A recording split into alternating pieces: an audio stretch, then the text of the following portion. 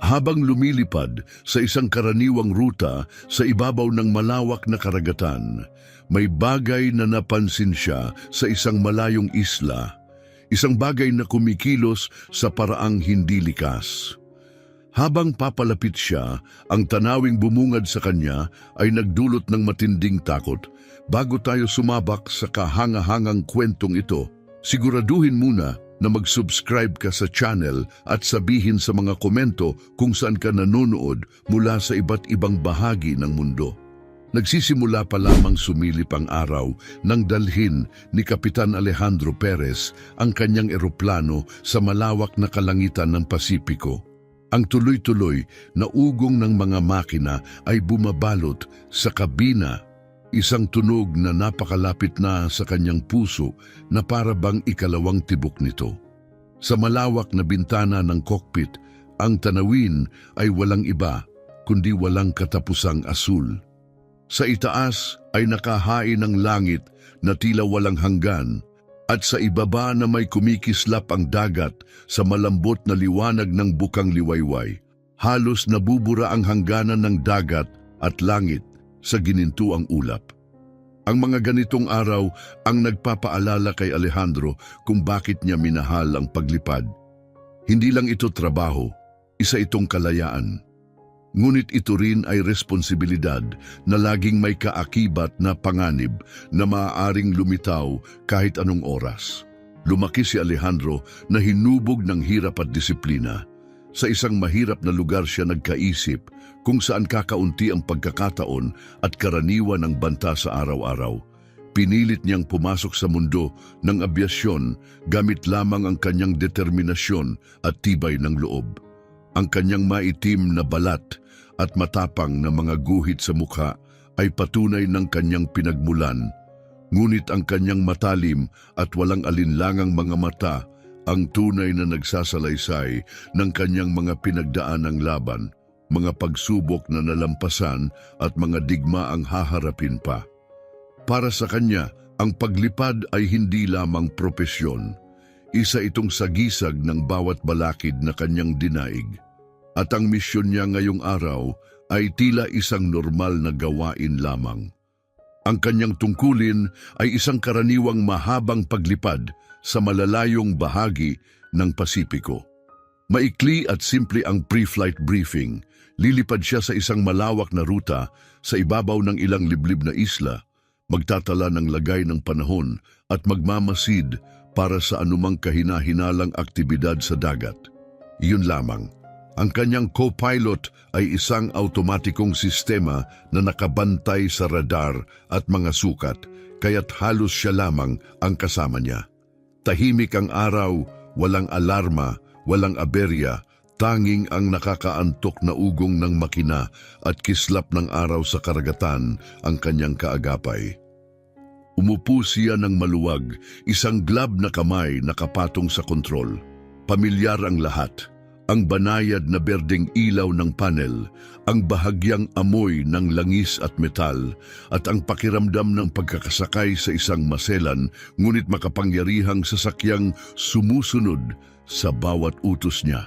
Bagaman paulit-ulit ang ganitong paglipad, tinatanggap ito ni Alejandro bilang pagkakataon ng katahimikan. Mahalaga sa kanya ang katahimikan. Nagbibigay ito ng puwang para mag-isip. Ang kanyang kabataan ay binuo ng ingay, sigaw ng sirena, putok ng baril sa malalayong kanto. Ngunit dito, sa ibabaw ng lahat, tanging kapayapaan ang umiiral. Gayunpaman, hindi siya nagpabaya. Patuloy niyang minamasdan ang kalangitan, minomonitor ang mga instrumento at binabantayan ang radar. Ang sukat ng gasolina, taas ng lipad at lagay ng panahon ay sinusuri ng parang automatiko. Ang kanyang mga taon ng pagsasanay ay humubog ng ganitong pag-iingat bilang ugali. Alam niyang ang panganib ay dumarating sa oras na hindi inaasahan. Maraming piloto na ang nabigo dahil nagpakampante, biglang sinalubong ng bagyo, turbulence o aberya sa makina. Ngunit si Alejandro ay laging alerto. Habang lumilipas ang oras, napunta ang kanyang isipan sa mga taong naghihintay sa kanya sa kanilang tahanan. Naisip niya ang kanyang 2 anak na babae, napakabata pa, na laging nagliliwanag ang mga mukha sa tuwing siya'y umuuwi.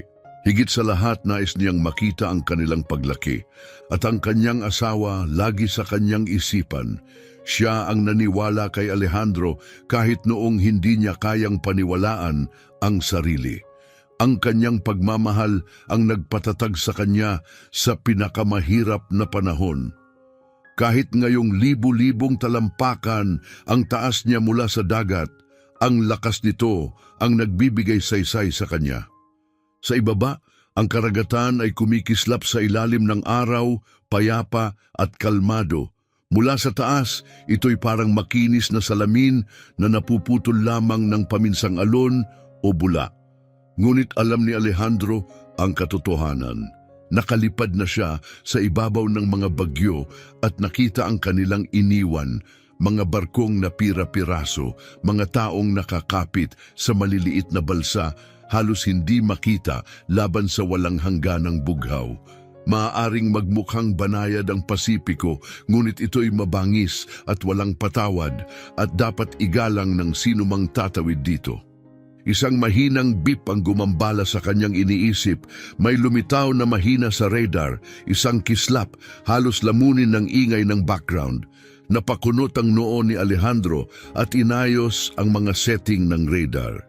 Maaari itong maging kahit ano, refleksyon ng araw sa tubig, interference, o baka ibon na nahagip ng sensor. Kilala ang dagat sa ganitong panlilinlang, ngunit hindi niya ito binalewala. Minarkahan niya ang mga coordinate at bahagyang lumihis pakanluran para siyasatin. Ang kanyang pakiramdam ang nagtulak sa kanya. Habang umiikot ang eroplano, tumama ang sikat ng araw sa kanyang mukha. Muling umalingaw-ngaw sa kanyang isipan ang babala ng dati niyang instruktor. Huwag mong ipagwalang bahala ang kakaiba, Perez. Maaaring wala lang iyon o maaaring iyon ang lahat. Pinanghawakan niya ang aral na iyon at nakapagligtas na ito ng buhay ng ilang ulit. Muling pinagmasdan ni Alejandro ang dagat at ang malalayong isla sa abot tanaw. Karamihan ay mga piraso ng buhangin na may ilang puno ng niyog, hindi pa nasasaling ng tao. May kakaibang hiwaga ang kanilang pag-iisa para bang kabilang sila sa ibang panahon. Hindi basta pinupuntahan ng tao ang mga islang iyon.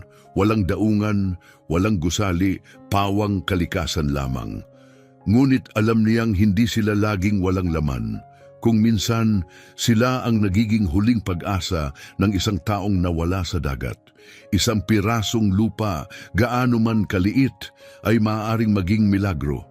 Muling binago ni Alejandro ang direksyon patungo sa kumukutitap na signal. Mahina itong lumilitaw, nawawala at bumabalik na para bang ayaw magpakita. Lohikal na alam niyang malamang isa lamang itong teknikal na aberya, isang simpleng sablay sa sistema ng radar. Ngunit may bahagi sa kanya, ang bahaging mas nagtitiwala sa kutob kaysa sa malamig na datos, na hindi makapagpatawad na basta na lang iyon baliwalain. Bahagyang bumilis ang tibok ng kanyang puso habang sumulpot ang isang ideya. Paano kung may tao talagang nandoon na sumusubok makipag-ugnayan? Paano kung isa itong senyal? Mabilis niyang tiningnan ang antas ng gasolina. Sapat pa. Sapat para lumihis ng kaunti, sapat para mag-detour, sapat para mag-imbestiga. Muli niyang naisip ang kanyang mga anak na babae at ang mga tahimik na pangakong binitiwan niya sa sarili noong siya'y pumasok sa trabahong ito, na hinding-hindi niya ipagwawalang bahala ang pagkakataong tumulong, na hindi niya tatalikuran ang posibleng buhay na nakasalalay. Sa buong focus, inikot niya ang mga kontrol at itinuro ang eroplano patungo sa misteryosong coordinate. Mabagal na lumipas ang oras, tanging ugong ng makina at kaluskos ng static sa headset ang kasama. Sa labas ng cockpit, wala namang kakaiba. Walang katapusang tubig, langit at katahimikan. Ngunit sa loob, dama ni Alejandro ang pagbabago. Isang banayad na bigat sa kanyang dibdib na para bang may babala sa hangin, mahina para marinig, ngunit napakalakas para ipagsawalang bahala. Hindi niya ito maipaliwanag at hindi na rin kailangan. Mayroon talagang naroon. Habang yumuyuko siya, pinipikit ang mga mata laban sa liwanag ng umaga. Pumasok sa isip niya ang mga naunang biyahe. May mga lipad na lumipas ng walang insidente. May ilan na sinubok siya at may iilang tuluyang nagbago ng kanyang buhay. Walang paraan para hulaan kung anong uri ng paglipad ito magiging. Ngunit may pakiramdam siyang malapit na niyang malaman. Di nagtagal, lumitaw ang malabong hugis ng isang maliit na isla. Halos hindi makita laban sa walang katapusang dagat. Sa unay mukhang karaniwan lang, isang nakalimutang piraso ng lupa, walang tao, tahimik. Ngunit habang lumalapit, may kumurot sa kanyang sikmura. Hindi niya maipaliwanag kung bakit, ngunit dama niya ito. Hindi tulad ng iba ang islang ito. Habang lumalapit ang eroplano, maayos ang ugong ng mga makina, pinabagal ni Alejandro ang bilis at naghanda para sa mababang pasada. Pinagmasdan niya ang bawat detalye, ang dalampasigan, ang mga dulo ng puno, bawat tanawing nakikita. Maaring wala lang ito o baka rin hindi. At doon mismo, habang lumilinaw ang isla at nakahain ng dagat sa likuran na parang tahimik na saksi, walang ideya si Alejandro Perez na ang lahat ay magbabago. Para sa kanya at para sa iba, binaba niya ang altitude. Nakatutok ang mga mata sa makitid na linya ng puting buhangin na naghihiwalay sa dagat at sa makapal na gubat sa gitna ng isla. Mula sa malayo, tila mapayapa, tahimik, payak, hindi pa nasasaling.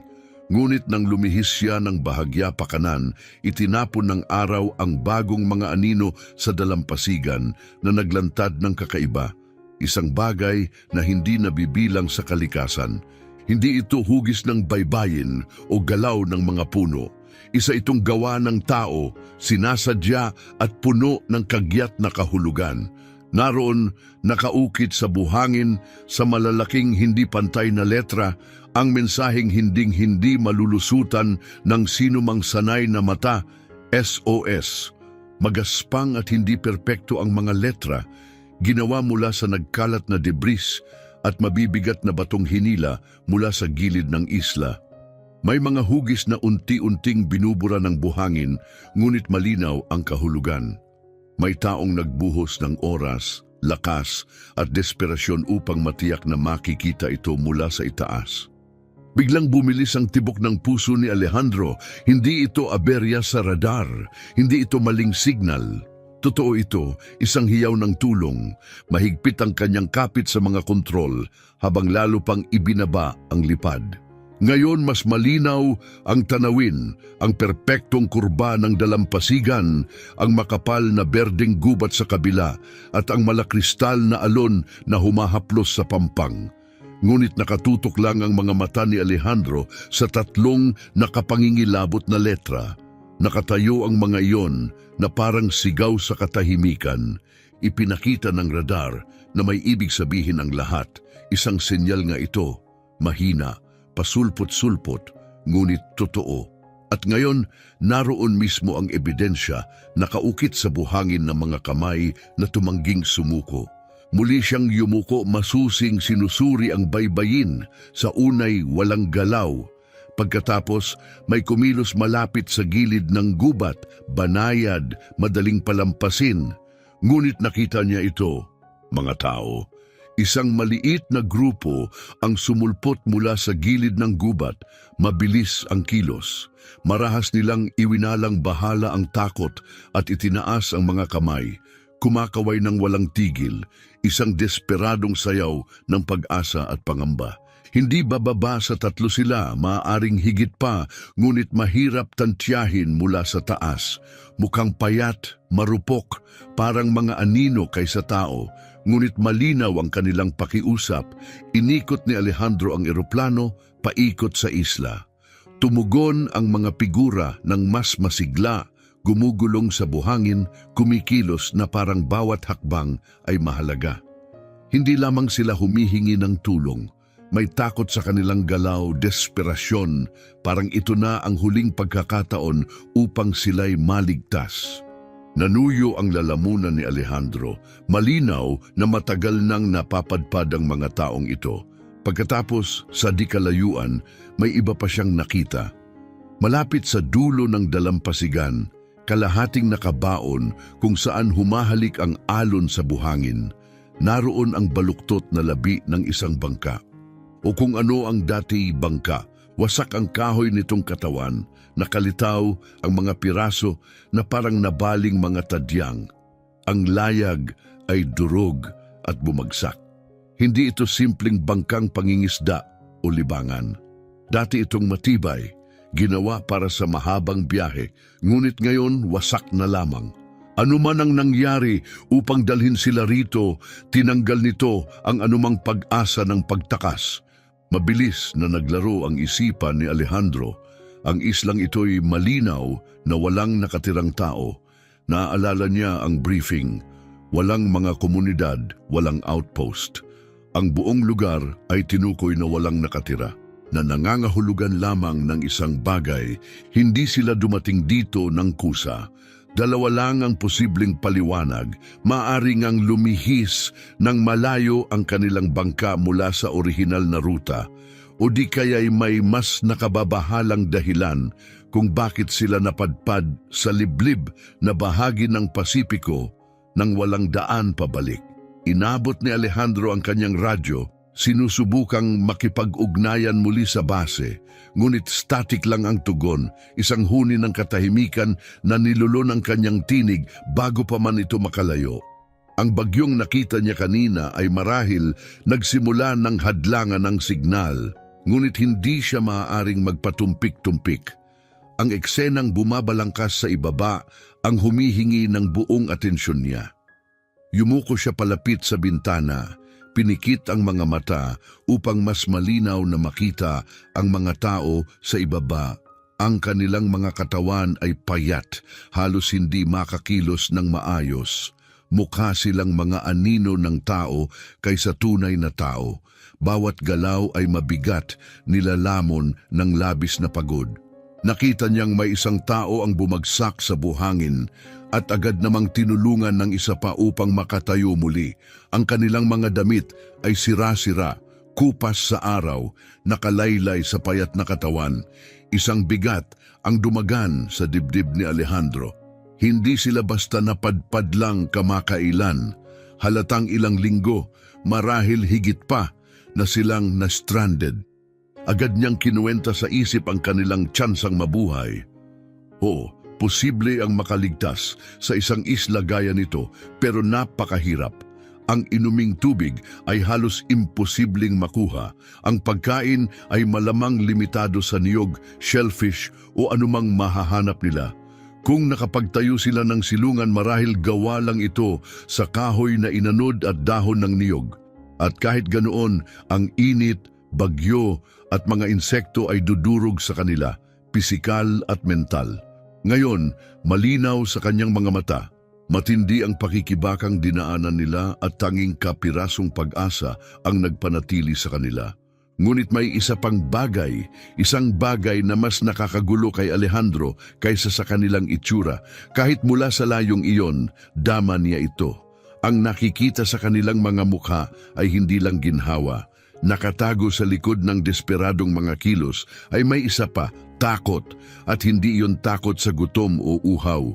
Mula sa gilid ng kanyang paningin, sa mas malalim na bahagi ng gubat, nasulyapan niya ang isang mabilis na galaw. Hindi ito hangin. Masyado itong mabilis, masyadong sinasadya. May isang bagay o isang tao na dumaan sa pagitan ng mga puno. Nanigas ang kanyang tiyan. Kung tatlo lang ang nakitang nakaligtas sa dalampasigan, sino o ano pa ang nagtatago sa isla? Muling pinaikot ni Alejandro ang eroplano para sa isa pang pasada, mas mababa ngayon. Tumanggi siyang ipagwalang bahala. Sabi ng kutob niya, hindi ito isang simpleng misyon ng pagsagip. Ang sirang bangka, ang SOS sa buhangin, ang kalagayan ng mga nakaligtas, sapat na itong kagyat. Ngunit ngayon, sa mga aninong nagkukubli sa gubat, iba na ang bigat ng sitwasyon, isang babala. Sa itaas, nagsimulang magbago ang panahon. Kanina, ang mga ulap ay manipis at magkakahiwalay, ngunit ngayon ay nagiging makapal at madilim. Unti-unting natatabunan ng ulap ang liwanag ng araw. Sa karaniwan, hindi ito halata, ngunit sanay ang mata ni Alejandro. Alam niyang masama ang dala nito. Bumababa ang pressure, lumalakas ang hangin. Mga senyales ng bagyo. Sa ibaba, hirap ang mga na-stranded na manatiling nakatayo. Bumagal ang kanilang pagkaway, nilalamon ng labis na pagod. May isang lumuhod sa buhangin, hindi na kayang magpatuloy. Isa pang kasama ang pilit na itinayo siya, hindi hinayaang sumuko. Naging mahigpit ang panga ni Alejandro. Nakakita na siya ng ganitong klase ng desperasyon dati pagkatapos ng bagyo sa mga kampo ng refugee, sa mga rescue mission. Ngunit ngayon, may halo itong kakaibang bagay. Isang bagay na nagpataas ng balahibo sa kanyang batok. Huminga siya ng malalim at muling binalik ang atensyon sa mga instrumento, sinusubukang magpakalman sa pamamagitan ng mga nakasanayang gawain sa paglipad. Kadalasan, nakatutulong ang routine na ito upang manatili siyang matatag.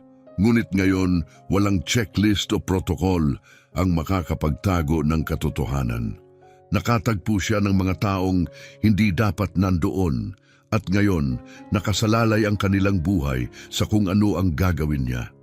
Muli siyang umikot ng mabagal sa ibabaw ng isla. Ang SOS sa buhangin ay nananatiling matapang, ngunit unti-unti na itong binubura ng hangin, nililinis ng mga butil ng buhangin. Ang desperadong mensahe, ginawa ng may matinding pagsisikap, ay unti-unting naglalaho. Hindi lang ito panawagan ng tulong, ito'y isang deklarasyon, isang mensaheng inukit mismo sa lupa. Buhay kami, kailangan ka namin, huwag kang aalis. Marami nang nakita si Alejandro sa kanyang karera, mga mapanganib na paglikas, mga matitinding search and rescue. Ngunit ang tanawin ng mensaheng iyon at ng mga taong mahina sa dalampasigan ay mas malakas ang tama kaysa sa karamihan. Hindi ito aberya sa kagamitan, hindi ito maling pagbabasa. Ito'y totoo at kailangan ng aksyon. Ang sirang bangka, ang mga aninong kumikilos sa gubat, ang nanghihinang mga nakaligtas, lahat iyon ay kumutkot sa kanyang isipan. Habang inaayos niya ang throttle at nagsimulang lumiko muli, isang kilabot ang dumaloy sa kanyang gulugod. Anumang bagay ito, hindi ito basta distress call. Ramdam niya, may tinatagong lihim ang islang ito at nagsisimula pa lang itong lumitaw. Pinilit niyang manatiling kalmado, manatiling nakatuon. Ngunit sa kaibuturan niya, hindi niya mapatahimik ang boses na bumubulong. Hindi lang ito tungkol sa pagliligtas ng buhay.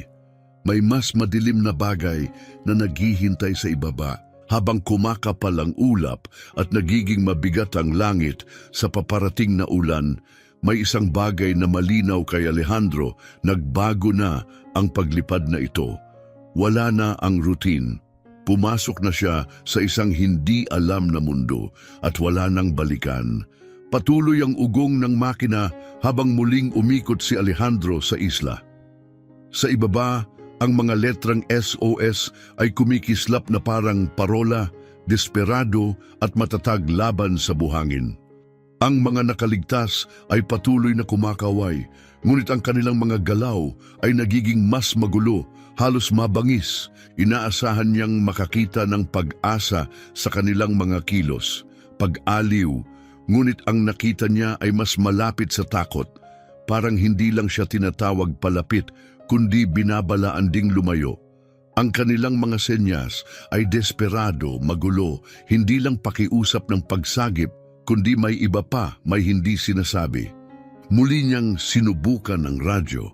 Sumambulat ang static sa kanyang tainga. Nawawasak ang signal bago pa man ito makalabas ng cockpit. Nagpalit siya ng channel, inayos ang mga dial at inulit ang kanyang distress call, ngunit nanatiling walang tigil ang static. Ang bagyong namumuo sa abot tanaw ay nagsimula ng maglabas ng madidilim na anino sa langit, palapad at pahaba habang nilalamon ang liwanag ng umaga. Kinain ng interference ang signal, iniwan si Alejandro na tuluyang naputol. Ang tanging koneksyon niya ngayon ay nasa mga taong nasa dalampasigan sa ibaba at sa mga madidilim na figurang gumagalaw, kakaiba at sinasadya sa pagitan ng mga puno. Binaba niya ang altitude, pinilit niyang silipin ang ilalim ng canopy. Sa una, parang hangin lamang na yumanig sa mga puno ng niyog.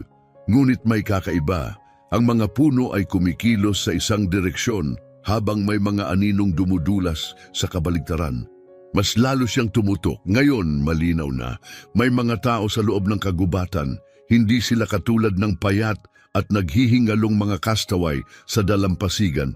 Iba ang mga ito. Maliksi at maingat ang kanilang kilos.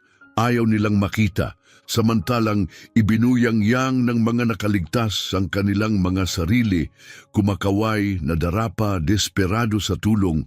Ang mga nasa puno ay nanatiling nakatago. Gumagalaw sila ng may layunin at hindi iyon para mabuhay. Isang kilabot ang dumaan kay Alejandro, ang instinktong gumabay sa kanya sa buong buhay na nagligtas sa kanya sa mga combat zone at mapanganib na biyahe ay muling kumilos.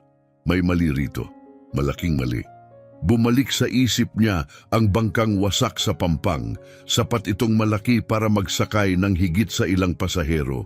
Nasaan na ang iba? Maaaring may ilan na nakaligtas ngunit piniling maglaho sa kagubatan kaysa maghanap ng saklolo. Mas masama pa, paano kung ang mga tao sa kagubatan ay hindi biktima? Paano kung sila ang panganib?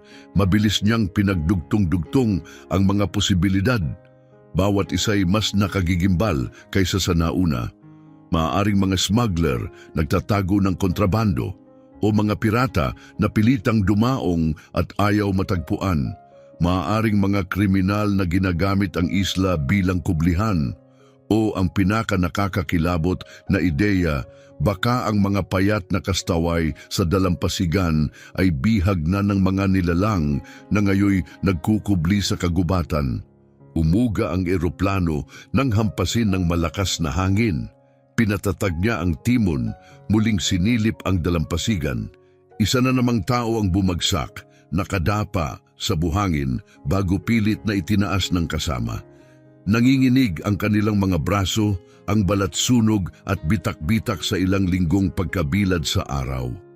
Ang kanilang mga damit punit-punit nakadikit sa katawang butot balat na lamang, ngunit patuloy silang kumikilos, patuloy silang kumakaway. Hindi lang sila humihingi ng tulong, naghihikahos silang huwag pabayaan. Ngunit higit pa sa pisikal na paghihirap ang nakaukit sa kanilang kilos. Ngayon, nakita na niya ito. Ang desperasyon ay hindi lang dahil sa gutom o uhaw. Ito'y mas malalim na takot. Takot sa kung anong nasa likuran nila sa linya ng gubat. Takot na kapag siya'y umalis, tuluyan na silang maglalaho. Pinag-aralan niya ang heograpiya. Ang isla ay maliit lamang, isang maninipis na kurbadang buhangin na bumabalot sa makapal na gitna ng kagubatan at kalat-kalat na palumpong. Walang daungan, walang gusali, walang senyales ng kabihasnan, walang dahilan para may tao rito. Maliban na lang kung may nangyaring mali o kung may pumili sa islang ito para sa mga hindi inosenteng dahilan. Nagdidilim ang kalangitan sa itaas. Paparating na ang bagyo, mabilis na bumabalot sa langit. Kumidlat sa gilid ng ulap, walang tunog, ngunit nakakatakot.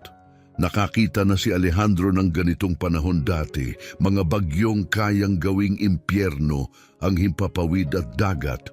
Lumalamon ng eroplano at binabawas ang visibility hanggang sa wala. Kaunting oras na lang ang natitira, ngunit bawat minutong umiikot siya ay mas maraming piraso ng palaisipan ang lumilitaw at hindi siya nito pinakakawalan. Mahigpit ang kapit niya sa timon, kumikiskis ang balat ng guwantes sa leather habang nilalaro ng hangin ang pakpak ng eroplano. Naisip niya ang mga standard procedure.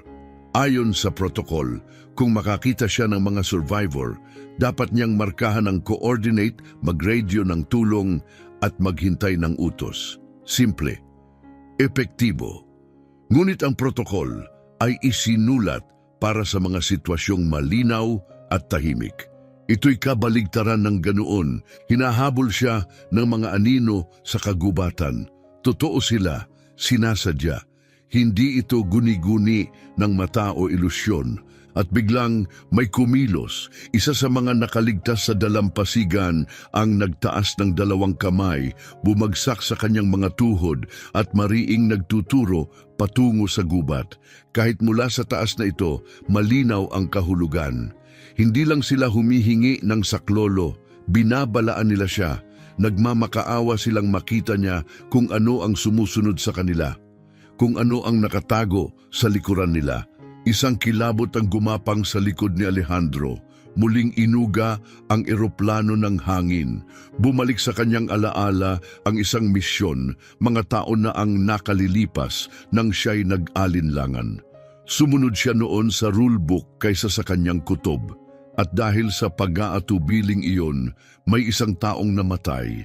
Ang bigat ng pagkakasalang iyon ang sumunod sa kanya mula noon, humubog sa bawat desisyong ginawa niya. Nangako siya, hindi na mauulit. Sa ibaba, lalong nilamon ng bagyo ang kalangitan, nagngangalit sa dilim. Yumanig ang frame ng eroplano sa malupit na turbulence. Nagsimula na ang countdown. Ilang minuto na lang, may oras pa siyang umalis, bumalik na may kasamang backup. Ngunit may buhay pa kaya siyang madaratnan pagbalik niya. Muling tumingin siya sa ibaba. Ang mga nakaligtas, halos hindi na makapaglakad, ay patuloy pa ring umaabot sa kanya. Sa likuran nila, ang mga anino ay muling umatras sa kagubatan. Tahimik, nanonood, naghihintay, sumigaw ang kanyang instinto. Hindi lang ito isang emergency, hindi lang ito isang aksidenteng bangka o miscommunication. May mali rito, may panganib. At siya lamang ang nakakaalam ngayon. Hindi na siya basta piloto sa isang patrol. Isa na siyang saksi sa isang bagay na nakatago, isang bagay na madilim, isang bagay na hindi dapat makita ng mundo. Unti-unting nabura ng hangin ang mga letra ng SOS. Tinatangay ng mga butil ng buhangin ang kanilang mga gilid na para bang mismong oras ang nagbubura ng desperadong sigaw.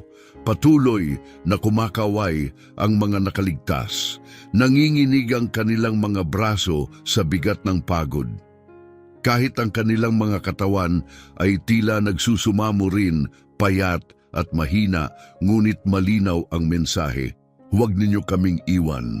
Dahan-dahang bumuga ng hininga si Alejandro, gulo ang kanyang isip, ang bagyo sa itaas, ang sirang bangka, ang mga taong nasa dalampasigan, kalahating buhay na lang, ang iba pa nakatago sa kagubatan. Lahat iyon ay nag-ugnay-ugnay, hindi simpleng pagkakataon. Ito'y kagyat, mapanganib at labis na mali. Alam niyang kailangan niyang kumilos. Ngunit ano, iba ang sinasabi ng manual, iba ang sinasabi ng kanyang konsensya. Bawat segundo na lumilipas ay may bigat ng mga buhay na nakabitin sa pagitan ng kaligtasan at ng bagyong parating. Sa malayong bahagi ng dagat, kumislap ang katahimikang kidlat. Muling nyugyog ng hangin ng eroplano para bang ang kalangitan mismo'y nagbababala sa kanya. Sa sandaling iyon, naunawaan ni Kapitan Alejandro Perez ang susunod niyang galaw ay hindi lang magtatakda ng misyon. Ito'y magtatakda ng kung sino siya. Mula sa itaas, napakaliit ng isla laban sa walang hangganang dagat. Ngunit sa munting pirasong lupaing iyon, may nakatagong dambuhalang lihim. Hindi na siya basta umiikot sa isang liblib na piraso ng buhangin. Umiikot siya sa isang lihim na ayaw mabunyag. Banayad na umalog ang eroplano habang muli niyang itinuwid ang lipad. Nakatitig ang kanyang mga mata sa dalampasigan kung saan ang mga figura ay halos bumigay na sa bigat ng sarili nilang mga katawan. Muli nilang itinaas ang mga braso sa desperadong pagkaway kahit paubos na ang lakas. Sa likuran nila nakatayo ang pader ng gubat, makapal, madilim, nagmamasid. Nasa isipan pa rin niya ang mga hugis na gumagalaw sa mga puno, mabilis at sinasadya. Ang mga tao sa dalampasigan ay gustong makita. Ang mga nasa gubat ay hindi. At ang pagkakaibang iyon ay lalong sumisiksik sa kanyang dibdib. Bawat pasada niya sa islay mas pinapalinaw ang agwat at mas nakakatakot. Muling kumalat ang static sa kanyang headset. Sinubukan niyang magpadala muli ng signal, mahinahon at sanay ang kanyang tinig, ngunit muli nalunod sa static ang bawat salita. Walang gabay mula sa command, walang utos, walang tulong. Hindi ngayon, mag-isa siya, kabisado na niya ang protocol, markahan ang coordinates, i-report, maghintay ng utos. Simple, ligtas. Ngunit ang nakikita niya sa ibaba ay wala sa anumang manual. 3 kalansay na tao na halos bumigay, desperadong umaasa ng milagro. Mga aninong nagkukubli sa likuran na may hindi nakikitang layunin at isang bagyong paparating handang burahin ang lahat. Nagsimula siyang magkwenta gaano katagal bago makabalik sa base, ilang oras bago makabalik ang tulong. Kahit pa perpekto ang koordinasyon, mauuna pa rin ang bagyo. Bukas, maaaring nakatago na sa pader ng ulan at hangin ng isla, hindi na matatagpuan, hindi na maaabot. Inisip niyang iulat ito, ang SOS, ang bangkang wasak, ang mga nakakatakot na nakaligtas. At pagkatapos, inisip niya ang magiging reaksyon, pagdududa, pag-aatubili at ang katotohanan na huli na ang lahat. Hindi na makakaligtas ang mga survivor. Mawawala ang kanilang mga katawan, lulunin ng dagat ang kanilang mga sigaw, dumagan ang kirot sa dibdib ni Alejandro. Lalo niyang hinigpitan ng hawak sa timon, kumikiskis ang guwantes sa leather. Nangyari na ito sa kanya noon, ilang taon na ang nakalilipas sa isa pang misyon, sumunod siya sa utos kahit iba ang sigaw ng kanyang kutob. May bangkang pangingisda na nagpadala ng mahinang distress call, malabo ang coordinates, kulang ang detalye. Ginawa niya ang hinihingi ng protocol. Minarkahan niya ang posisyon, iniulat ito at bumalik sa base. Pagdating ng rescue, lumubog na ang bangka, patay na ang lahat ng sakay. Hindi niya nakalimutan ang mga pangalan sa ulat, hindi niya nakalimutan ang katahimikan pagkatapos. Dala-dala niya ang alaala araw-araw. At ngayon, habang nakatingin sa mga taong kapit sa huling hininga at kumakaway para sa tulong, muling bumigat ang damdaming iyon. Ngunit ngayon, may pagpipilian siya. Ang islay walang runway, tanging makitid na dalampasigan lang, malambot at hindi matatag. Paparating na ang bagyo. Pinipigana ng hangin ang mga pakpak, nilalapit ang eroplano sa kawalan ng balanse. Ang isang maling landing ay maaaring sumira sa eroplano. Maaari siyang bumagsak, maaari siyang mamatay. At kung makalapag man siya ng buhay, mag-isa siya, walang backup, walang armas. Siya lang, at kung anuman ang nagkukubli sa gubat, sumisigaw ang lohika, umalis, ngunit hindi iyon ang nag-iisang tinig. May isa pa, isang mas malalim, ipinanganak mula sa pagkakasala, pinanday ng pagkabigo, pinatibay ng mga pangakong binitiwan sa katahimikan, isang tinig na bulong. Kung may pag-asa pa, hindi ka aalis. Ang mga patakaran ay para sa istruktura, ngunit hindi patakaran ang nagliligtas ng buhay. Mga tao ang gumagawa noon, mga desisyon, at ang desisyong ito ay kanya. Dahan-dahan siyang huminga, sinusubukang pakalmahin ang sariling tibok ng puso. Dumating na ang unahan ng bagyo, isang makapal na kurtina ng maiitim na ulap ang lumulon sa liwanag, isang kidlat ang tumama sa dagat, kumislap na parang basag na salamin sa ibabaw ng alon. Wala nang oras para mag-isip, tanging oras para pumili. Ilang minuto na lang ang natitira para magpasya. At sa loob ng mga sandaling iyon, dama ni Alejandro ang bigat ng bawat buhay sa dalampasigan na dumadagok sa kanyang balikat. Patuloy pa ring kumakaway ang mga nakaligtas, ngunit mabagal na. Bawat galaw ay parang kumukuha sa huling lakas na natitira sa kanila. Hindi na sila tatagal pa.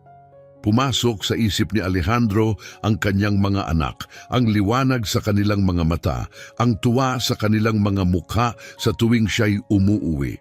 Ano ang maipapaliwanag niya kung iiwan niyang mamatay ang mga taong ito? Paano niya sasabihing pinili niya ang kaligtasan kaysa sa awa? Naisip din niya ang kanyang asawa, ang tanging taong laging nakakita sa kanya bilang matapang kahit nagdududa siya sa sarili. Maaring hindi malaman ng asawa niya ang buong katotohanan ng nangyari rito, ngunit siya alam niya. At alam niyang hindi siya mabubuhay dala ang bigat ng pagkukulang. Hindi muli, hindi ngayon. Mabilis at malinaw ang naging pasya, hindi na mababawi. Maglalapag siya, anuman ang bagyo, anuman ang banta sa kagubatan. Hindi siya aalis na parang walang nangyari. Hindi ngayon, hindi na kailanman. Inayos niya ang ruta ng eroplano, pinalapad ang ikot habang sinisiyasat ang baybayin sa ibaba. Kurbado at makitid ang dalampasigan, halos hindi sapat para sa ligtas na pagbaba, ngunit baka sapat na. Kinuwenta niya ang bilis ng hangin, pinag-aralan ang agos ng dagat, tinantya ang gumagalaw na tubig. Ang kanyang focus ay matalim na parang labaha. Nagsanib ang pagsasanay at kutob sa perpektong balanse. Sa ibaba, tila naunawaan ito ng mga nakaligtas. Naging masigla ang kanilang mga kilos, bagaman mahina pa rin. Isa ang muling bumagsak, ngunit agad sinalo ng mga kasama. Mula sa taas, nakita ni Alejandro ang munting kislap ng pag-asa sa kanilang mga galaw. Mahina, ngunit muling nabubuhay. Alam nila, darating siya. Naniniwala na sila ngayon. Habang pumasok ang eroplano sa huling ikot, kumuyom ang panga ni Alejandro. Nakatayong mabigat ang bagyo sa kanyang likuran. Ang anino nito'y bumabalot sa dagat. Ang kagubatan sa ibaba'y kumikilos, puno ng mga aninong gumagalaw. At ang dalampasigan, manipis, malambot at mapanganib, ay dumarating ng mabilis. Ngunit wala siyang nadamang takot, tanging paninindigan. Hindi siya tatalikod. Hindi ngayon, tumataas ang manipis na piraso ng buhangin upang salubungin siya, kalahating pangako, kalahating banta. At pinatatag ni Alejandro ang kanyang kapit habang ginagabayan ang eroplano pababa, tinatanggap ang panganib, anuman ang dala nito. Mabilis ang pagbaba, umuungol ang mga makina sa bigat. Inilinya niya ng perpekto ang eroplano sa makitid na buhanginan. Malakas ang tibok ng kanyang puso, mas malakas pa kaysa sa ugong ng mga propeller. Bawat hampas ng hangin ay sinusubukang ilihis ang mga pakpak. Nagdilim ang abot tanaw, kumikislap ang mga kidlat sa loob ng makapal na ulap. Nakababa na siya sa masamang lugar dati, ngunit hindi kailanman ganito. Walang puwang para sa pagkakamali. Sa isang gilid ay gubat, sa kabilay agos ng dagat. Ang runway ay parang gilid ng labaha. Wala nang pangalawang pagkakataon, hindi na sila mga malalayong anino, mga tao na sila ngayon, malapit at totoo. Sunog ang kanilang mga mukha, puno ng desperasyon, nanginginig ang mga katawan sa gutom at init. Tumakbo sila palapit sa lugar ng paglapag, tinatakpan ang mga mata laban sa hangin ng makina, sumusulong tungo sa kaligtasan gamit ang huling piraso ng lakas. Nangirot ang puso ni Alejandro. Siguro'y kay tagal nilang naghintay, tumingala sa langit araw-araw, nananalangin para sa isang eroplano, isang senyas na hindi sila nakalimutan. Ngayon siya ang sagot, nanatili siyang matatag, itinutok ang mga gulong habang palapit ng palapit ang dalampasigan. Nang lumapat sa buhangin ng gulong, dumagundong ang epekto sa cockpit. Malakas na yumanig ang eroplano. Kumikiskis ang buhangin laban sa metal, kinakaladkad siya hanggang sa huminto. Sa isang iglap, inakala niyang mababasag ang landing gear, naguguho ang eroplano. Ngunit hindi. Sumubsob ang ilong, nanginig at muling umangat. Umungol ang mga makina habang todo ang preno, bumagal ang takbo at pagkatapos katahimikan. Nabalot ng bigat ang cockpit. Ang tanging naririnig ay hampas ng alon at ihip ng hangin. Huminga siyang malalim na pagtanto na kanina pa niya pinipigil ang hininga. Nanginginig ang kanyang mga kamay habang inaalis ang headset. Unti-unting nawala ang static. Sa labas, mabilis nang lumapit ang tatlong nakaligtas. Dumadapa sila sa buhangin, mga kamay nakalahad, luha ang pumapatak. Halos hindi na sila tao, kupas sa araw, butot balat, nanginginig ang bawat hakbang. Ngunit may nananatiling apoy sa kanila. Dinala sila rito ng pag-asa. Sa likuran nila naghihintay ang gubat. Madilim, tahimik, nagmamasid. Naalala ni Alejandro ang mga figurang nakita niyang dumudulas sa pagitan ng mga puno. Nandoon pa rin sila, walang duda. Nanonood, naghihintay. Binuksan niya ang pinto ng cockpit at lumabas sa buhangin. Agad siyang sinalubong ng init, ang maalat na hangin dumidikit sa kanyang balat. Malapit na ang hampas ng alon, masyadong malapit. Isang oras pa at maaring burado na ang dalampasigan. Narating siya ng mga nakaligtas at bumagsak sa kanyang mga paa. Hanggang doon na lang nakayanan ng kanilang katawan. Mabilis siyang lumuhod, sinalo sila at itinayo ng maingat. Isang lalaking kupas ang buhok ang kumapit sa manggas ni Alejandro. Ang kanyang labi gumagalaw sa paos na bulong. Ngunit walang lumabas na tunog. Kinuha ng matinding pagkauhaw ang kanyang tinig, pinutol ng maraming araw sa ilalim ng malupit na araw. At gayon paman, pinilit pa rin niyang magsalita. Isa pang lalaki, bata pa ngunit hindi rin ligtas sa paghihirap, ay halos sumandal na ng todo kay Alejandro, nanginginig ang kanyang mga braso't binti. Sa pagitan nila, isang babae ang kumikilos ng sobrang marupok, na para bang isang malakas na ihip lamang ng hangin ay maaaring tangayin siya. Hukay ang kanyang mukha sa gutom, lubog sa anino ang kanyang mga mata, maputla at bitak-bitak ang kanyang mga labi. Nang ipatong ni Alejandro ang kamay niya sa balikat ng babae, dama niya ang mahinang tibok ng puso sa ilalim ng balat. Sobrang hina, parang hindi totoo. Inakay niya silang tatlo patungo sa lilim ng kanyang eroplano, nagbibigay ng kaunting proteksyon laban sa palakas ng palakas na hangin. Ngunit paulit-ulit pa rin siyang napapatingin sa gilid ng kagubatan. Kumakalampag ang mga puno ng niyog sa ihip ng paparating na bagyo, ngunit hindi iyon ang dahilan ng kaba ni Alejandro. May nakatingin, wala mang halatang galaw, wala mang ebidensya, ngunit daman niya ang bigat ng mga matang nakasilip mula sa dilim, parang ulap na bumabalot sa paligid niya. Matagal na niyang natutunang pagkatiwalaan ang pakiramdam na iyon, ang instinktong hinasa ng mga taon ng paglipad sa mga lugar na puno ng panganib. At ngayon, malinaw ang sigaw ng instinktong iyon, hindi ka nag-iisa. Mahigpit ang kapit ng mga nakaligtas sa kanya, halos hindi kumukurap, takot na baka maglaho siya kapag sila'y pumikit. Kinuha ni Alejandro ang tubig mula sa kanyang emergency kit at iniabot sa kanilang mga kamay. Uminom sila ng halos lamunin ng bawat lagok, sobrang bilis, nakakatakot na baka sila'y mabulunan, ngunit masyado ng desperado ang kanilang katawan para huminto. Ganun kalakas ang panginginig ng babae, kaya't kinailangan niyang hawakan ang bote para sa kanya. Tinutulungan siyang idikit ang labi sa bunganga ng sisidlan. Wala siyang sinabi. Hindi pa. Darating ang oras ng mga tanong, ngunit ngayon, sapat na ang kanilang kalagayan bilang sagot. Gutom sila, takot sila, at matagal na nilang dinadala ang hirap na iyon.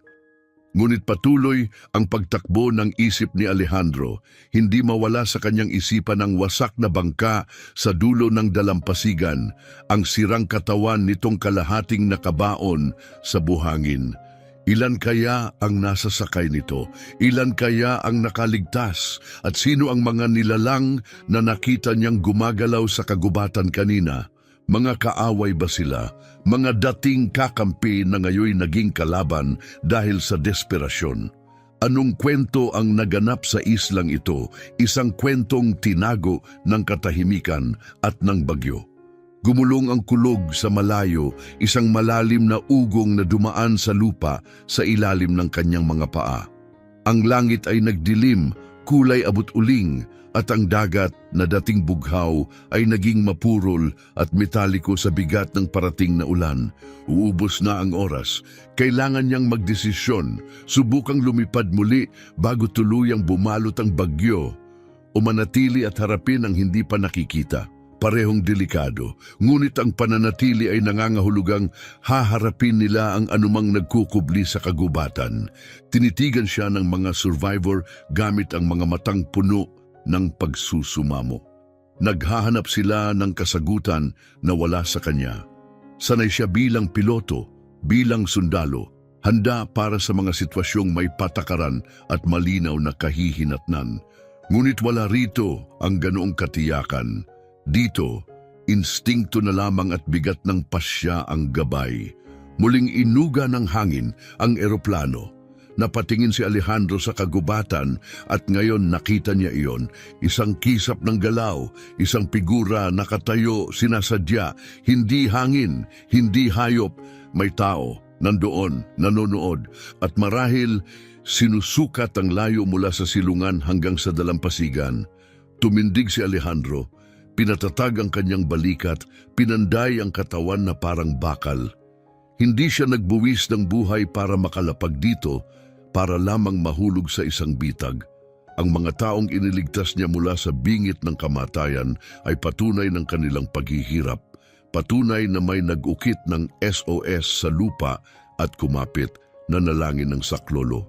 Ngunit may ibang ibinubulong ang gubat, isang bagay na malamig, isang bagay na planado, hindi lang basta lugar ng kaligtasan ng islang ito, isa itong kulungan ng mga lihim. At sa kanyang paglapag, binuksan niya ang pinto nito. Halos sumapit na ang bagyo. Ang linya sa pagitan ng panganib at pagliligtas ay nabubura sa bawat hampas ng alon, sa bawat bugso ng hangin na yumanig sa balat ng eroplano. Ngunit hindi natinag si Alejandro. Anuman ang itinatago ng isla, anumang katotohanan ang nakalibing sa katahimikan nito, haharapin niya. Pinili na niya ang landas na ito at tatapusin niya ito.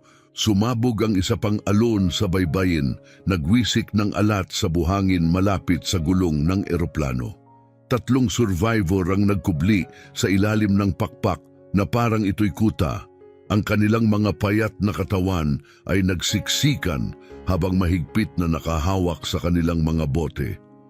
Uminom sila ng desperado, ngunit nananatiling nakatitig ang kanilang mga mata sa kagubatan. Bawat pag-ihip ng hangin ay nagpapatigil ng kanilang hininga. Hindi lang pagod iyon, takot iyon. Nakakita na si Alejandro ng ganitong tingin noon sa mga digmaan, sa mga gibaang lungsod, sa mga mukhang binantayan ng kamatayan. Ngunit iba ito. Ito'y takot na hinubog ng isang presensyang hindi nagpapakita, ngunit may kontrol sa lahat. Lumuhod siya sa tabi nila, handa sanang magsalita, ngunit inunahan siya ng matandang lalaki. Itinaas nito ang nanginginig na kamay at bumulong ng isang salita lamang, tuyot at basag sa lalamunang tuyot sa uhaw, panganib. Pagkatapos, ibinaling nito ang ulo patungo sa gubat at halos sumiksik sa sarili na parang isang taong binabantayan ng isang bagay na may kapangyarihan sa kanya. Sinundan ni Alejandro ang kanyang tingin, muling kumilos ang mga puno mas malalim ngayon. At pagkatapos, galaw, hindi ito ilusyong dala ng liwanag, hindi ibon, hindi sanga, mga figura, hindi gutom, hindi mahina. Gumagalaw ng may layunin, mabilis, tahimik, sanay.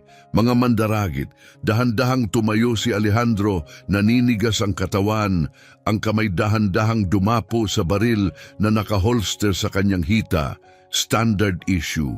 Matagal na niyang hindi ginamit, ngunit ngayon, Ito na lang ang tanging sandata sa pagitan ng kaligtasan at ng kung anumang kasunod. Muling kumaluskos ang gubat at ngayon mas malinaw na niyang nakita, mahahabang katawan, malalakas, dumudulas sa pagitan ng mga puno, sinusubaybayan siya ng may nakakatakot na eksaktong pagkilos. Hindi sila lumalapit para humingi ng tulong, sila'y nanonood at sila'y naghihintay. Hindi magulo o desperado ang kanilang mga kilos, metodikal, kontrolado. Hindi sila mga gutom na nakaligtas na sobrang hina para humingi ng tulong. Mga lalaking nagtatago nang may layunin sila. Nanginig ang panga ni Alejandro habang lumulubog sa kanya ang katotohanan. Ang 3 taong nagukit ng desperadong SOS sa buhangin ay hindi nag-iisa sa islang ito. Hindi lang sila mga survivor, mga bihag sila. Mabilis na nag-ugnay-ugnay ang lahat ng piraso.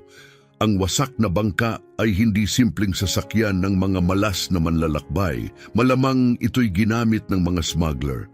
Marahil ay nagdadala sila ng ilegal na kargamento o kahit mga tao.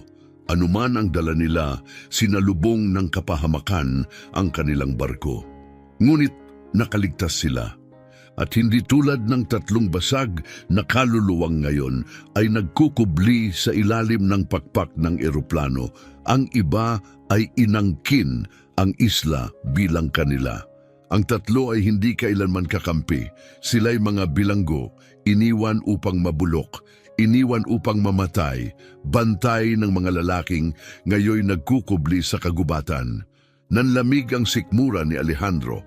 Ang mga puno ay hindi na basta mga puno. Mga rehas ang mga ito at may nagpasya na maghari mula roon. Bumagsak sa buhangin ang babae sa tabi niya, sobrang hina para manatiling nakatayo. Lumuhod si Alejandro at marahang sinuri ang kanyang pulso. Mahina, halos wala, parang kandilang kumukurap sa hangin. Tiningnan niya ang 2 lalaki sa tabi nito. Pagod, butot balat, ngunit pilit pa ring sinusubukan na manatiling nakaupo. Ang kanilang mga mata ang nagsalita para sa kanila. Hindi kami makalapit noon. Ngunit ngayon, dahil sa iyo, kaya na namin. Ang kanyang pagdating ang sumira sa katahimikan. Nagbigay sa kanila ng pagkakataon ng munting paglaban laban sa kanilang mga tagapigil. Ngunit hindi pa umalis ang mga mambibihag. Nandoon pa rin sila, ilang hakbang lang ang layo, nanonood. Umungol ang bakal na balat ng eroplano sa ilalim ng humihigpit na hangin, malapit na ang bagyo. Ngunit nakatutok pa rin ang isip ni Alejandro sa mga puno, sa mga anino, sa kung anong susunod. Bawat pagpipilian ay may matinding kapalit. Kung susubukan niyang mag-take off ngayon kasama ang 3 halos walang malay na sakay, maaaring traidorin siya ng madulas na buhangin. Isang maling galaw at maaaring bumagsak ang eroplano, punitin sila ng hangin. Ngunit ang pananatili ay mas mabigat, ang harapin ang mga lalaking nasa kagubatan. Mga lalaking ginawang kapangyarihan ang pagdurusa. Isang mabilis na kisap sa gilid ng gubat ang nagpatunay sa kanyang hinala. Naroon sila, nanonood, nagtutuos. Sa sandaling lumapag siya, naging banta na siya sa kanilang kontrol. At ngayon, hinding-hindi siya papalayain ng walang laban. Lumapag siya sa gitna ng isang malupit na laban. Isang bagay na malupit. Malupit at walang habag. Hindi na siya basta tagapagligtas. Naging hati siya sa pagitan ng mandaragit at biktima. Sinasabi ng kanyang pagsasanay na maghanda, protektahan ang mahihina. Ihanda ang sarili sa sagupaan. Sinasabi ng kanyang kutob na wala na itong iwasan ngayon. Tumingin siya sa sidearm na nasa kanyang hita. Standard issue, hindi malaki ngunit maaaring sapat na. Sa cockpit may flare gun. Maaaring gumawa ng mga sandata mula sa kung anong meron siya. Improvise, mabilis, magaspang. Ngunit kailangan. Nakipaglaban na siya sa gitna ng kaguluhan noon, ngunit iba ito. Hindi ito war zone. Isang lugar ito kung saan ang takot ang pumalit sa mga patakaran. at ang gutom ay nagbalik ng tao sa pagiging halimaw. Muling bumulong ang matandang survivor, maninipis, na tulad ng sinulid ang tinig. Ginawa nila kaming pagkain, trabaho. Nadurog ang kanyang mga salita sa pag-ubo, inuubos ang natitirang lakas niya. Ngunit naintindihan ni Alejandro, ginagamit sila, pinilit na magtipon ng pagkain, magtrabaho. Tinrato silang parang ari-arian, iniwan upang maagnas. Iyon ang paliwanag sa lahat, sa kanilang mga payat na mukha, sa kawalan ng pag-asa sa kanilang mga mata, sa kontrol na pinananatili pa rin ng mga nasa anino. Sumabog ang kidlat sa langit. Sa isang iglap, nabalot ng nakakasilaw na puti ang dalampasigan. At sa kislap na iyon, nakita ni Alejandro sila. Kalahating dosenang figura, magugulang, payat at mapanganib, nakatayo sa gilid ng kagubatan na parang mga asong gubat sa hangganan ng apoy. At muling binalot ng dilim ang lahat. Dahan-dahang tumindig si Alejandro, tuwid ang likod, matatag ang titig. Hindi siya pumunta para lumaban, ngunit kung kailangan, handa siya. Walang pag-aalinlangan, ang paglapag ay pasya niya, at ngayon ang pagtatanggol sa tatlo ay tungkulin niya. Minsan na siyang nabigo, ilang taon na ang nakalilipas nang sumunod siya sa utos kaysa sa kanyang kutob. Hindi niya nakalimutan ang kabayaran ng pagkakamaling iyon at hindi na niya muling uulitin. Sa kanyang likuran, humihinga ang kagubatan ng tensyon. Sa paligid, pumipiga ang bagyo na parang buhay na nilalang. Ibinunyag na ng isla ang kanyang sikreto, isang lugar ng takot, isang lugar ng pamumuno sa pamamagitan ng pangingibabaw. At susubukin nito ang lahat ng pinaniniwalaan ni Alejandro tungkol sa tungkulin at tapang. Itinuon niya ang mata sa abot tanaw. Kumislap muli ang kidlat, gumuguhit ng mga pilas na liwanag sa langit na nalunod na sa anino. Bumuhos ang ulan, malalaking patak na bumagsak sa lupa na parang bato. Mabilis na naging kurtina na nagbura sa linya ng lupa at dagat. Nakatayo si Alejandro, matatag, bahagyang lumulubog ang mga bota sa basang buhangin habang pinupunit ng hangin ang kanyang uniforme at tinutusok ng alat ng dagat at bagyo ang kanyang balat. Sa ilalim ng pakpak, magkayakap ang tatlong survivor. Nanginginig hindi lang dahil sa lamig, kundi dahil sa matinding takot. Hukay ang kanilang mga mukha, nakatitig sa kagubatan kung saan kumikilos ang mga anino. Hindi na sila natatakot na maiwan, natatakot sila sa kung ano ang susunod. Nakakita na si Alejandro ng takot noon, nakakita na siya ng mga lalaking tumitig sa kamatayan. Ngunit iba ito. Ito'y takot na bumubulong. Kahit makaligtas ka, hinding-hindi ka magiging malaya. Lumuhod siyang muli sa tabi nila, handang magsalita, ngunit inunahan siya ng matandang lalaki. Itinaas nito ang duguang kamay, nanginginig at bumulong ng isa pang salita, panganib. Pagkatapos umurong siya nakatitig sa mga puno, sinundan ni Alejandro ang kanyang tingin. Gumalaw ang mga sanga, kumilos ang mga anino at muli niya silang nakita. Mga figurang payat ngunit alerto, dumudulas sa pagitan ng mga puno na parang mandaragit na sinusundan ng sugatang hayop. Dahan-dahan siyang tumindig, isang kamay na dumadapo sa hawakan ng kanyang baril. Hindi iyon sapat, ngunit iyon lang ang meron siya. At ang mga lalaking nasa gubat, hindi sila umaatras. Naghahanda sila. Sa ilang sandaling tila, nakapirmi ang oras, walang kumilos. Maging ang bagyo'y tila huminto ng paghinga, binalot ang isla sa masikip at nakakasakal na kapit. Humihingi ng pagsuko, lalong lumakas ang hampas ng mga alon, nagtatapon ng bula ng dagat sa mataas na bahagi ng dalampasigan. Gumapang ang tubig, halos kainin ang gulong ng eroplano ni Alejandro. Isang kislap ng kidlat ang bumasag sa langit, pansamantalang inilantad ang gubat. Sa kisap matang iyon, nakita ni Alejandro ang mga kumikislap na mata, nakatuon, hindi kumukurap, mga katawan na gumagalaw sa pagitan ng mga puno na parang aninong may misyon. Hindi sila desperadong survivor na umiiwas sa atensyon. Sila'y mga mandaragit at kanila ang isla. Naghihintay sila, nagkakalkula kung ang bagyo ang tatapos sa kanilang sinimulan o kung sila mismo ang kikilos. Ramdam ni Alejandro ang bigat ng kanilang mga mata sa kanya. Matindi, hindi bumibitaw, ngunit hindi siya kumilos, hindi siya natinag.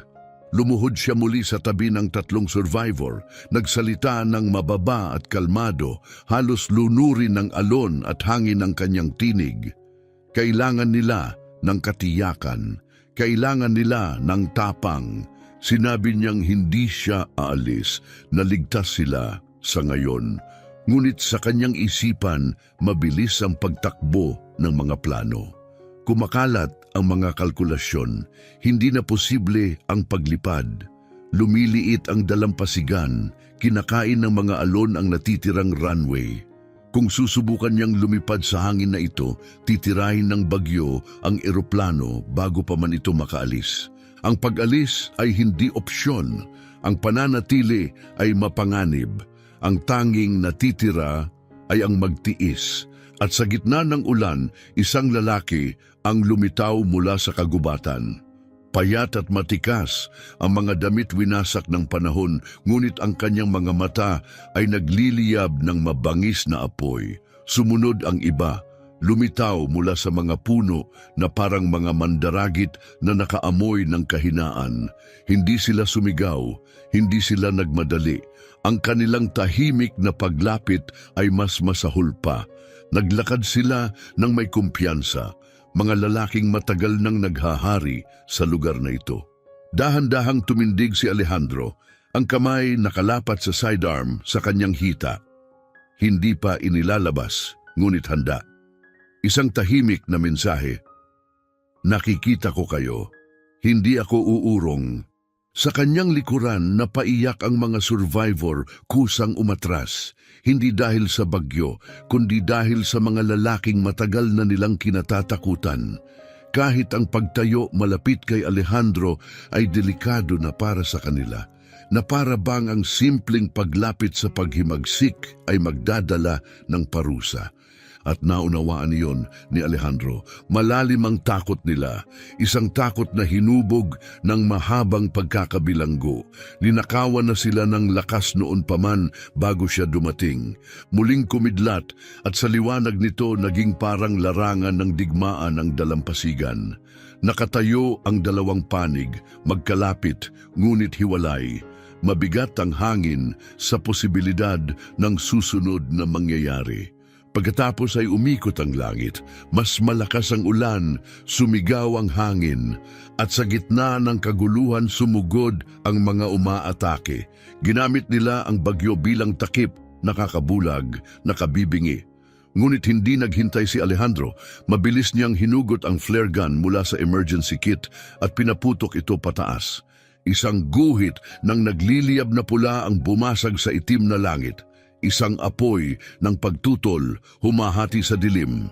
Sa loob ng ilang segundo, nagliwanag ang buong dalampasigan. Napaatras ang mga kaaway, tinakpan ang kanilang mga mukha, nag-alinlangan kahit saglit lamang. Dahil ang flare na yon ay hindi lang banta, isa rin itong senyal. Isang panawagan ng saklolo. Sumigaw si Alejandro, tinig na matatag laban sa unos. Nagbigay siya ng mga babala, ng utos, ng anumang salita para hadlangan sila. Ang kanyang katawan ay naging pader sa pagitan ng mga survivor at ng kanilang mga tormentor. Hindi na tinag kahit sa gitna ng galit ng kalikasan. Nang hina ang mga umaatake, sumiklab muli ang bagyo. Lumusong ang mga alon sa dalampasigan, nilamon ang pagitan ng dalawang panig, nagliparan ng debris. Niyurakan ng hangin ang buhangin. Ginamit ni Alejandro ang pagkakataon. Inilipat ang mga survivor palapit sa eroplano. Ginamit ang fuselage bilang kanlungan.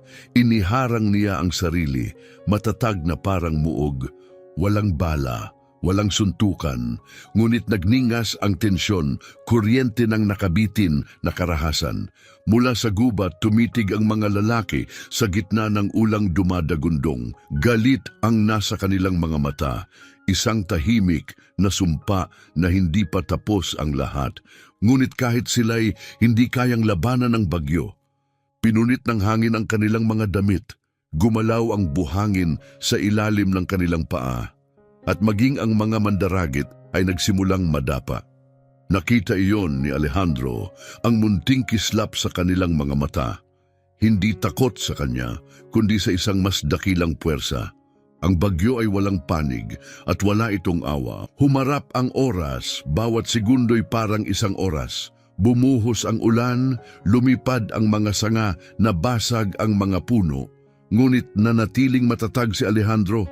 Ang katawan niyang pader, ang isip niyang matalim, hinding-hindi siya babagsak. At saka sa gitna ng unos, narinig niya ito. Mahina sa simula, ngunit lumalakas ang ritmikong tunog ng mga rotor blade, isang helicopter. Ang tunog na matagal na niyang ipinagdarasal. Sumabog ang ginhawa sa kanyang dibdib, ngunit hindi niya ipinakita, hindi pa. Hindi hanggang sa ligtas na sila. Narinig din ito ng mga kaaway. Nagbaluktot ang kanilang mga mukha sa galit. Tapos na ang kanilang oras at alam nila yon. Ang ilan ay naglaho pabalik sa kagubatan, naglaho sa gitna ng unos. Ang iba'y nanatili, nakamasid, pinapanood ang pagbagsak ng kaharian na akalay kanila, ngunit kahit sila'y sumuko rin sa dalampasigan. Kumapit ang mga survivor kay Alejandro nang lumitaw ang helicopter sa gitna ng ulan. Lumaro ang searchlight sa dalampasigan na silayan ng halos naburang ukit ng SOS sa buhangin. At sa itaas nito, ang pulang glow ng flare ay nananatiling nakasindi, isang parola ng paglaban. Itinaas ni Alejandro ang kanyang mga braso, nagbigay senyas sa gitna ng hangin. Nanginig ang kanyang katawan sa lamig at pagod, ngunit tuwid ang kanyang likod. Bumaba ang winch, mabilis siyang kumilos, inuna ang babae, magaan ang katawan sa kanyang mga bisig habang isinasalpak niya ito sa harness. Dahan-dahan siyang umangat, parang dahong hinipan ng bagyo, hanggang sa mawala sa ligtas na taas. Isa-isa niyang isinunod ang iba, bawat isa isang tahimik na tagumpay, hanggang siya na lang ang natira. Muling bumaba ang kable, sumasayaw sa hangin. Hinawakan ito ni Alejandro, kumakapit ng mahigpit, kumikirot ang kanyang mga kalamnan. Ginigil niya ang kanyang mga ngipin, pinatatag ang sarili laban sa bagyo. At sa wakas, umangat siya. Umakyat sa gitna ng kaguluhan, sa gitna ng humuhuling ulan at hangin, palayo sa islang sumubok, sa lahat ng kanyang paniniwala at tapang. Sa loob ng helicopter, puro kaguluhan, sumisigaw ang hangin sa bukas na hatch. Pumapalo ang ulan sa gilid at naguunahang tinig na sumisigaw sa ibabaw ng ugong ng rotor. Ngunit para kay Alejandro, ito na ang pinakaligtas na lugar sa buong mundo. Tumingin siya sa paligid ng kabina. Ang tatlong nakaligtas ay magkakadikit, nakabalot sa kumot at agad na inaalagaan ng mga medik upang suriin ang kanilang kalagayan. Sa kabila ng bagyo, sa kabila ng mga bangungot ng isla, narito sila, buhay. Umagos ang ginhawa sa kanya, malalim todo at walang kapantay. Nakayanan nila, natalo nila ang kalupitan ng kapwa-tao, ang bagsik ng kalikasan at ang bigat ng desperasyon. At ngayon, habang umaangat sa ibabaw ng bagyo, naiwan na sa likod ang bangungot. Sa bintanang binabalot ng patak ng ulan, unti-unting naglaho ang isla sa dikalayuan, nilulo ng alon at hamog. Palit ng palit hanggang maging mantsa na lamang ito sa dagat. Ngunit alam ni Alejandro na ang mga sikreto nito'y mananatiling nakaukit sa kanyang alaala ng matagal. Umupo siya, nakasandal sa malamig na bakal na pader ng kabina. Ang buong katawan niya'y nananakit, mabigat ang mga bisig. Ngunit malinaw ang kanyang isipan. Ginawa niya ang pasyang manatili, maglapag, isugal ang lahat at naging sulit yon. Ang mga nakaligtas ay nahango, mula sa bingit ng katahimikan, mula sa kamay ng mga lalaking naniwala na walang sinumang darating, nabuwag ang kapangyarihang iyon. At si Alejandro ang bumasag dito. Sa labas, humahagupit pa rin ang bagyo, ngunit sa loob, nakaramdam siya ng kapayapaan. Kalmado. Naisip niya ang kanyang mga anak na babae, ang kanilang tawa, ang kislap sa mga mata tuwing siya'y umuuwi. Naisip niya ang kanyang asawa, ang tahimik na lakas na palagi niyang ibinibigay sa kanya. At naisip niya ang mga pangakong ginawa niya sa sarili, hindi sa mga briefing o manual, kundi sa kanyang kaluluwa. Ngayong pagkakataon, hindi siya lumayo. Ngayong pagkakataon, pinili niya ang tapang kaysa sa protokol, ang malasakit kaysa sa pag-iingat, at sa paggawa nito, naging siya ang uri ng taong palagi niyang pinangarap na maging. Habang tinatangay sila ng helikopter patungo sa kaligtasan, ipinikit ni Kapitan Alejandro Perez ang kanyang mga mata. Sandali lang. Lalampas din ang bagyo, ngunit ang alaala ng gabing ito ay mananatili sa kanya magpakailanman. Mananatili itong nakaukit sa kanyang puso bilang patunay na ang kaligtasan ay higit pa sa swerte, na ang paggawa ng tama ay madalas may kapalit. At na kung minsan sa pinakakritikal na oras, maaring baguhin ng desisyon ng isang tao ang lahat. Kung hinubaran ka ng hininga ng kwentong ito, huwag palampasin ang susunod. Pindutin ang subscribe button upang hindi mo mamiss ang mga kwento ng kaligtasan, suspense at ng matinding tibay ng espiritu ng tao. Panoorin ang video sa screen ngayon para sa isa pang nakakagulat na kwento na magpapanatili sa iyo sa gilid ng iyong upuan hanggang dulo. At kung naantig ka ng paglalakbay na ito, ibahagi ito. Hayaan mong maramdaman din ng iba ang tensyon, puso at tapang na nagbigay rito ng tatak na hindi malilimutan.